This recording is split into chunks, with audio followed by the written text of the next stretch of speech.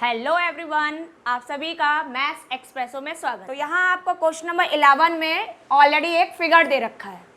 Figure में देखो आपका पूरा ये क्लियरली फिगर दे रखा है। इसमें बोला गया है a TV tower stands vertically on a bank of a canal from a point on the other bank directly opposite the tower. The angle of elevation of the top of the tower is 60 degree. तो पहले हम क्या करते हैं, figure इसमें already plot किया गया है, तो पहले हम फिगर को ड्रॉ करते हैं और फिर उसके अकॉर्डिंग एक्सप्लेन करते हैं कि एक्चुअल में हमें क्या वैल्यूज गिवन है। तो क्वेश्चन नंबर 11 इज, यहाँ पर आपका पहले एक टावर दे रखा है, टीवी टावर, उसके बाद में ये आपका कैनाल है, ठीक है। यहाँ पर आपका पॉइंट एक और दे रखा है और एक्सटेंड किया गया है।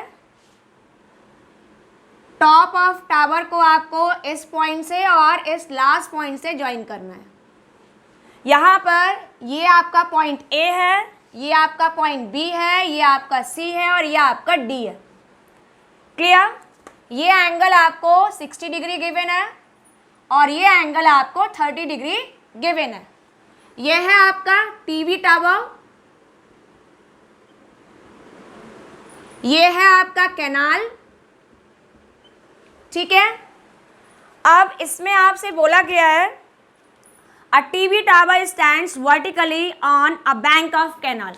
बैंक ऑफ कैनाल का मतलब यह है कि एक कॉर्नर पे जो किनारा है आपका कैनाल का, तो एक कॉर्नर पे आपका टीवी टावर है, उसके बाद में जो दूसरी साइड है कैनाल के, दूसरा किनारा है, वहाँ पर from a point on the other bank directly opposite that tower the angle of elevation of the top of tower is 60 degree. ये आपको 60 डिग्री दे रखा है। फिर बोला गया है from another point 20 meter from this point. तो इस पॉइंट से दूसरा पॉइंट जो सी डी है, मीन्स डी पॉइंट, ये डिस्टेंस आपको दे रखी है 20 मीटर। अब यहाँ पर आपका एंगल हो रहा है, एंगल ऑफ एलिवेशन बना रहा है 30 डिग्री। ये जो पॉइंट है वो टॉप ऑफ टावर से एंगल ऑफ एलिवेशन बनाता है आपका 30 डिग्री। आपको फाइंड करनी है हाइट ऑफ टावर। तो आपको क्या फाइंड आउट करना है? हाइट ऑफ टावर एंड, तो हाइट ऑफ टावर आपने मेंशन किया है ए बी से, तो आपको ए बी वैल्यू निकालनी है और इसके साथ में निकालना है विड्थ ऑफ कैनाल। तो विड्थ ऑफ कैनाल आपने यहाँ मेंशन किया है बी सी से, तो इसके लिए आपको यहाँ बी सी की वैल्यू ऑब्टेन करनी है, ठीक है। हो गया फिगर क्लियर? तो ये आपका टीवी टावर, ये कैनाल और ये है आपका क्या, एक कॉर्नर से दूसरी साइड तक के लिए आपको डिस्टेंस दे रखी है 20 मीटर। तो अब इसको कैसे हम यूटिलाइज करें और किस तरह से हम रिजल्ट निकालेंगे, ये हमें देखना है। तो सबसे पहले हम लिखते हैं कि हमें गिवन क्या था, क्योंकि हमने बुक से तो ये लिख लिया कि क्या फाइंड आउट करना है। तो आपने यहाँ लिखा गिवन है आपको लेंथ ऑफ या विड्थ ऑफ कैनाल। तो विड्थ ऑफ कैनाल तो आपको ऑब्टेन करनी है, आपको सी डी डिस्टेंस दे रखी है 20 मीटर और ये एंगल्स दे रखे हैं।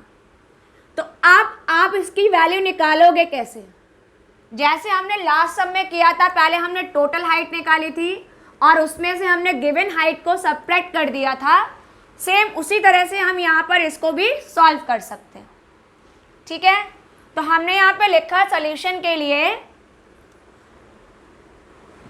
लेट विड्थ ऑफ कैनाल को आप सपोज कर लीजिए कि आपका x मीटर है। तो जब हम यहाँ फिगर से इसको चेक करेंगे तो ये आपकी बी डी डिस्टेंस, अगर मैंने इसको x लिया है मीटर, तो आपका ये टोटल लेंथ कितनी हो जाएगी? 20 ये है आपका और x ये है, ऐड करके कितना हो गया? 20 प्लस x मीटर। तो ये आपकी टोटली बी डी डिस्टेंस हो गई कि इसमें आपने BC और CD की वैल्यू को ऐड किया। BC आपको विड्थ है आपकी ये आपका BC से रिप्रेजेंटेड है, तो आपने यहाँ x को 20 में ऐड कर लिया। ठीक है, हो गया इतना क्लियर। अब स्टार्ट करते हैं सम। जब हम यहाँ पर ट्राइंगल ACB को यूज करेंगे तो इसमें ना तो हमें हाइट पता है और ना ही हमें बेस कैनाल की लेंथ पता है, तो इसकी वैल्यू कैसे निकालें? तो एक काम करते हैं कि जब हम इसका रिजल्ट निकालेंगे तो एक रिलेशन मिल जाएगा जो आपकी हाइट है टावर की और जो लेंथ है या विड्थ है आपके कैनाल की। सपोज कर लेते हैं यहाँ पे जो हाइट है वो आपकी h मीटर गिवन है। ठीक है, तो स्टार्ट करते हैं। आपने लिखा इन ट्राइंगल ABC आपका एंगल 60 डिग्री है और 60 डिग्री के अपोजिट आपका AB है जिसकी वैल्यू निकालनी है, और नीचे आपका बेस है जो आपको फाइंड आउट करना है। तो इसका मीन्स हम यहाँ पे दो साइड्स यूज करने वाले हैं, एक आपका परपेंडिकुलर और दूसरा आपका बेस। तो यहाँ पे आपने नोट डाउन किया कि थीटा आपका 60 डिग्री है, परपेंडिकुलर आपका AB है जिसको हमने H लेट कर रखा है। ठीक है, इसी तरह से आपका जो बेस है ये आपका BC है और इसे आपने X लेट कर रखा है। ठीक है, तो अब स्टार्ट करें कि परपेंडिकुलर और बेस कहाँ पे आता है। तो इसके लिए आपने T रेशियो चेक किया, किस T रेशियो में है? tan थीटा में। tan थीटा क्या होता है? Perpendicular upon base. तो यहाँ पर जैसे ही हम इसको यूज करेंगे that is tan theta is equal to perpendicular upon base, values put कर दें तो tan 60 degree is equal perpendicular, perpendicular कितना है आपका h है और बेस कितना है आपका x। इसको हमने सॉल्व किया तो tan 60 डिग्री की वैल्यू पुट कर दें तो देखो टेबल से tan 60 डिग्री कितना है आपका √3। जैसे ही आप यहाँ पे वैल्यू पुट करोगे तो √3 equal to h upon x आ गया। अब हमने क्या किया, इनको क्रॉस मल्टीप्लाई कर लिया। जब हम इन्हें क्रॉस मल्टीप्लाई करेंगे तो h की वैल्यू आ गई √3 में x मल्टीप्लाई हुआ √3x मीटर। तो ये लीजिए आपका h means height of tower का relation width of canal x के साथ में आ गया, लेकिन अभी भी हमें वैल्यू मालूम नहीं हुई है। तो क्या करें? तो अब हम लेंगे दूसरा ट्राइंगल ABD। तो अब जब आपने लिखा इन ट्राइंगल ABD आपको एंगल कितना दे रखा है? थीटा इज इक्वल टू है आपका 30 डिग्री। 30 डिग्री के अपोजिट आपकी हाइट है, मीन्स परपेंडिकुलर आपका h है, और बेस कितना दे रखा है आपको? ये पूरा BD। तो यहाँ पर बेस कितना दे रखा है? BD दे रखा है, और BD की वैल्यू हमने निकाली थी, कितनी थी? x + 20 या फिर 20 + x। तो ये हो गया आपका x + 20 मीटर। अब यहाँ पे भी परपेंडिकुलर और बेस दे रखा है, तो इसको सिंप्लीफाई करने के लिए भी हमने फिर से T रेशियो यूज किया। तो T रेशियो क्या यूज होगा? tan थीटा का, परपेंडिकुलर अपॉन बेस। तो फटाफट से हम इसको यूज करें तो tan theta means 30 degree is equal to perpendicular upon base. tan 30 degree हो गया 1/√3, परपेंडिकुलर h है और बेस है आपका x + 20। ठीक, इनको आप मल्टीप्लाई करो तो आप मल्टीप्लाई करेंगे तो आपका रिजल्ट आएगा 1 का मल्टीप्लाई x + 20 में हुआ और h में मल्टीप्लाई हो गया √3 का। h की वैल्यू हमें मालूम है तो हम ये वैल्यू यहाँ पर पुट कर दें। तो जैसे ही हम यहाँ पर वैल्यू को पुट करेंगे तो रिजल्ट होगा आपका x + 20 इज इक्वल, यहाँ वैल्यू पुट की तो h की वैल्यू हो गई √3x इंटू x। यहाँ पर √3 है तो √3x में √3 मल्टीप्लाई हो गया, मीन्स √3x इंटू √3। अब इसको जो आप मल्टीप्लाई करोगे तो आपका रिजल्ट कितना आया? x + 20 is equal to √3 into √3 3, और x में मल्टीप्लाई हुआ तो हो गया 3x।